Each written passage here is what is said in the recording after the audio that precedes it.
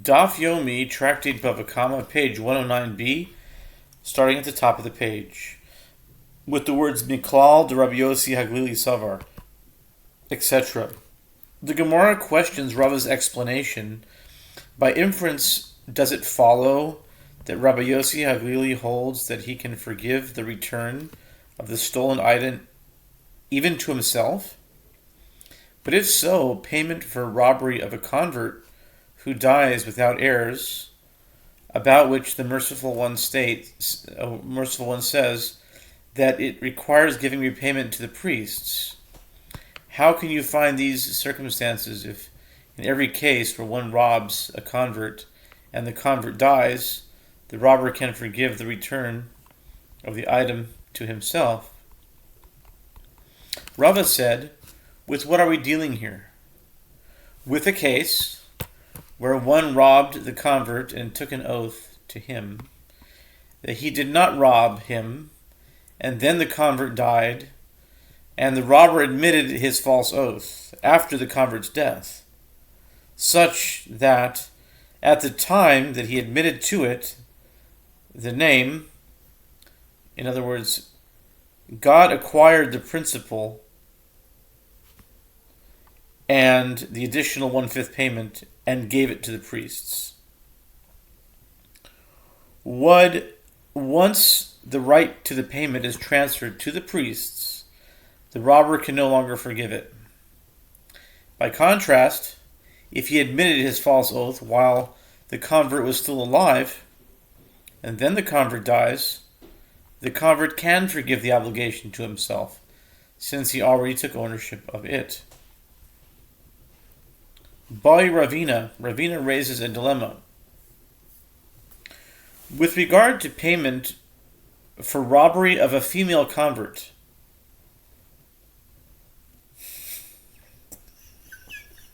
this is just too weird. I'm sorry. I got to say something here. I had just been seeing something about recently, like right now. I mean, like within the past few days, and it's been going on YouTube. Something specifically about a female convert, and here it is coming up in the Daf. Wow. Ravina raises a dilemma with regard to payment for robbery of a female convert. Boy Ravina, Gezel Hagiores Mahu. Wow. I'm seeing the picture in my mind right now. I'm seeing the YouTube video. I'm seeing her talking and telling her story. And here I see in the Daf right now. Gezel Hagiores Mahu. This just supports my theory that the Daf Yomi and the whole system of the Siyam Hashas and the numbers and all of that is crucial, is fundamental, pivotal, I don't know, pick your synonym, in the coming of the Messiah. Verstehst Yiddish? Verstehst Jewish? Mashiach Zikenu B'Meir Zmeinu. Verstehst Jewish? Okay, what is the halacha? The merciful one states in the Torah, but if the man has no kinsman, Numbers 5:8, indicating that the halacha applies to a male convert, but not to a woman. That is a female convert. If she dies after being robbed, payment is not given to the priests. Or perhaps it is the manner of the verse to employ masculine wording, but the halacha applies in the case of a female convert as well. Rav Aaron, it just gets better and better. Rav Aaron said to Ravina, Aaron, who does not show up every day, showed up this morning. Aharon. In fact, I was talking with Aharon to Rabino this morning, and I'm seeing it playing out in the Daf right here. I'm seeing my life in the Daf, and I don't think it's just me. I think it could be for anybody. And this is what keeps me doing the Daf. This is what keeps me dafing, is that I'm seeing that life, there's a concept in art, life imitates art, but I think that concept applies in literature, I think in literature also as well. Everything is written within everything else.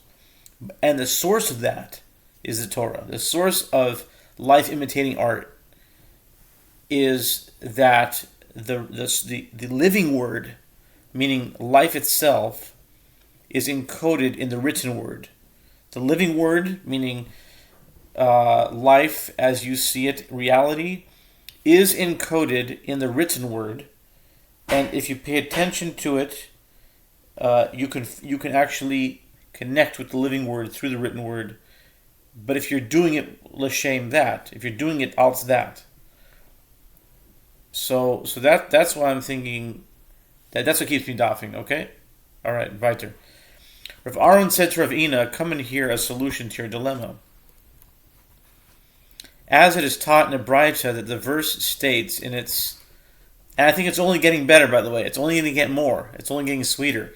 It's going to be more and more of this, and more nevuah is going to be actually unfolding from the daf. That's what makes it so exciting and so fascinating and so interesting, and such high levels of what we call butter and honey. Butter and honey is a terminology used from, it's in a pasuk in Isaiah over there by what the Mashiach is going to eat.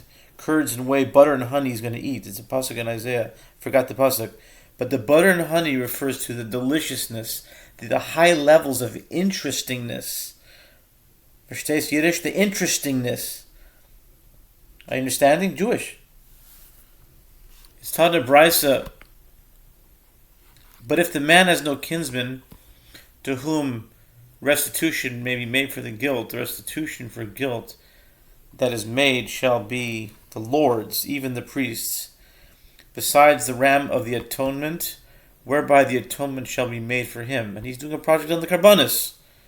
He's doing Aaron, and Rav Aaron, he's doing a project on the Karbanis.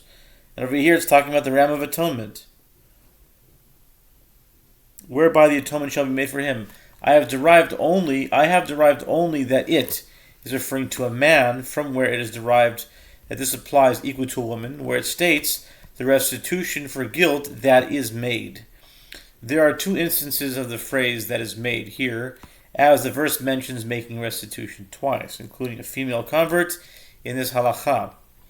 The Braita continues, if so, what is the meaning? When the verse states specifically, man, ish, the Braita explains, to pay a convert, who is a man, you need to investigate concerning him to determine if he has a kinsman or not. But to pay a convert who is a minor, you do not need to investigate concerning him. It is known that he has no kinsman, since as a convert he has no kin among his birth family, and as a minor he does not have any children. How are we doing on time here? Okay, good, very good. This is a really good daf. This daf is going to go down as one of the dafs that are really mamish le'ela u'le'ela. Verstehst Jewish. Tan Rabbanon Lashem Lakoyin Kino Hashem V'nosn Lakoyin Shebel Mishmor Atom Lakoyin B'os Mishmor. With regard to the payment to priests, in case of one who robbed a convert and then who died without heirs, the sages taught, the verse states restitution for guilt that is made shall be the Lord's, even the priests, Numbers 5:8, teaching that the name, that is, in other words, Hashem, God, acquired it and gave it to the priest who is in that priestly watch. Do you say that it is given only to the priest who is on that priestly watch, or perhaps that is not the case, and rather he may give it to any priest that he wishes?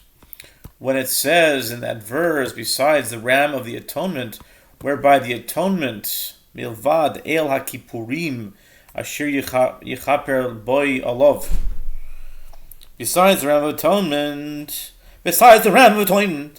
whereby atonement shall be made for him, this teaches that the verse speaks of giving it to the priest who is on that priestly watch.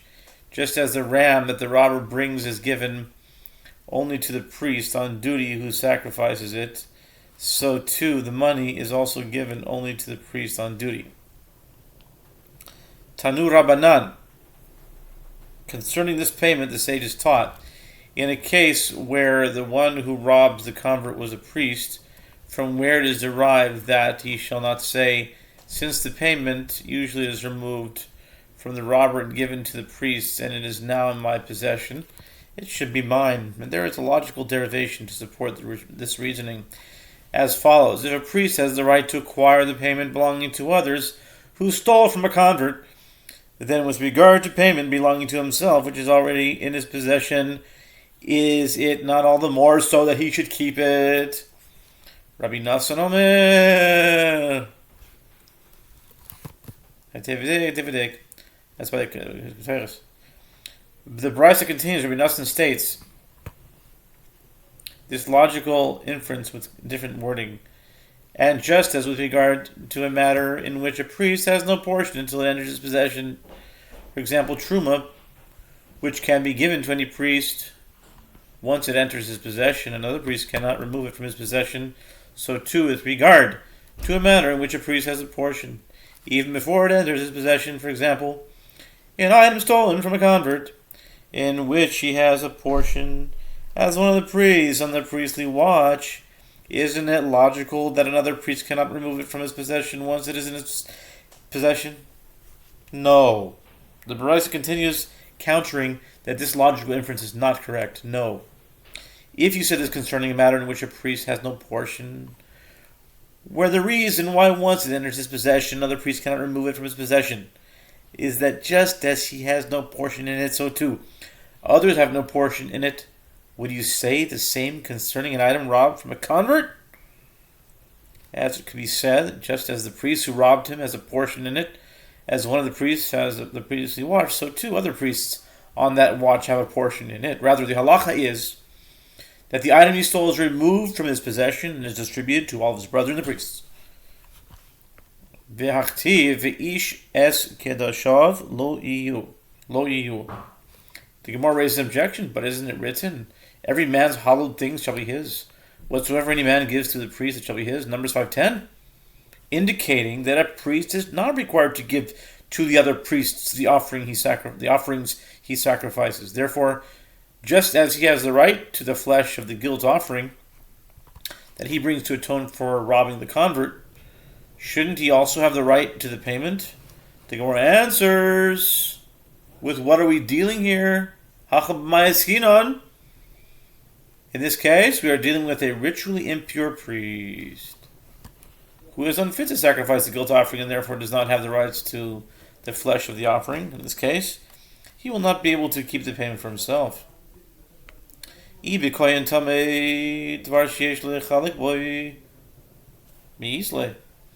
asks, if the Brisa states its ruling specifically with regard to an impure priest, how can it describe the payment as a matter in which the priest has a portion?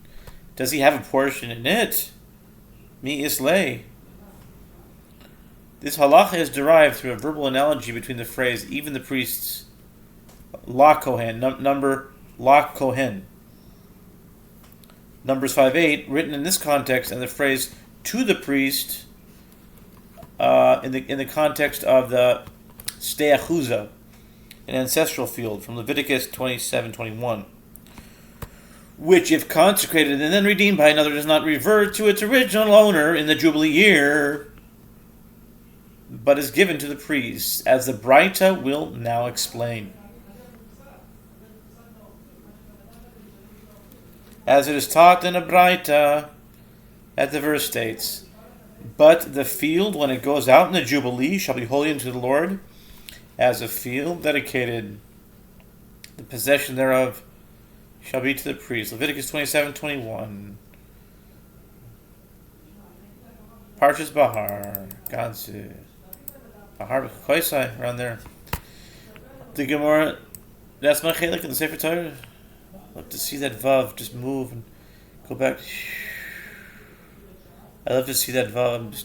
I'm just in search of that Vav to be in the right place.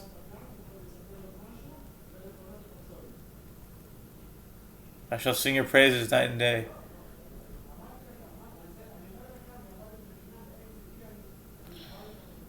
Please put the Vav in the right place. The Vav should be near the hay. Just near the hay. It's galut. The galut. The Bryce asks, what is the meaning when the verse states the term, the possession thereof? From where is it derived? In regard to field that goes out to the priests in the Jubilee year, and one of the priests redeemed it before the Jubilee year.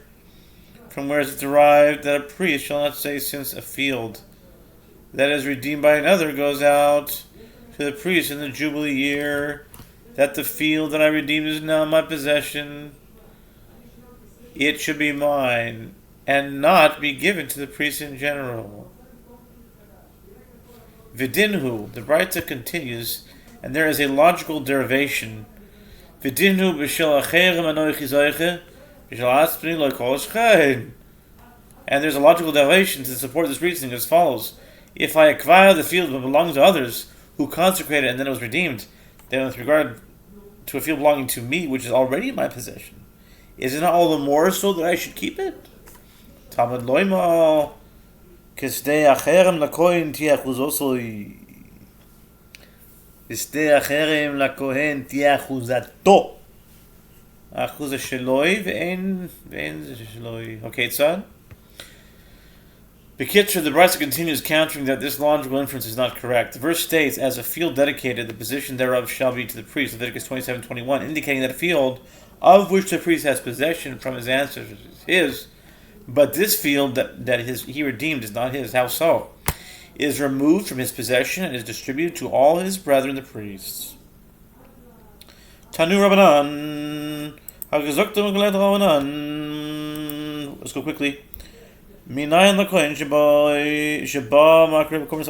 Gemara records in the Brisa concerning the rights of a priest, the offerings he sacrifices, sages taught in Tosefta, Menachot 13:17. From where is it derived that a priest may come and sacrifice his offerings at any time, at any hour that he wishes, and does not have to wait for the priestly watch to serve in the temple? The verse states, and if a Levite comes from any of your gates out of all Israel, where he sojourns, and comes with all the desire of his soul unto the place that the Lord shall choose, then he shall minister in the name of the Lord his God. Deuteronomy 18:6-7. The Baraita continues, and from where is it derived the performance of the offerings sacrifice, that is, the eating of the meat of the animal he sacrifices, and the offerings hide belong to him? The verse states, and every man all things shall be his. Numbers 5:10. How so? If the priest was blemished, if this priest was blemished, he gives his offering to another priest that is on the same priestly watch as him to sacrifice it, but the performance of its service and its hide belong to him.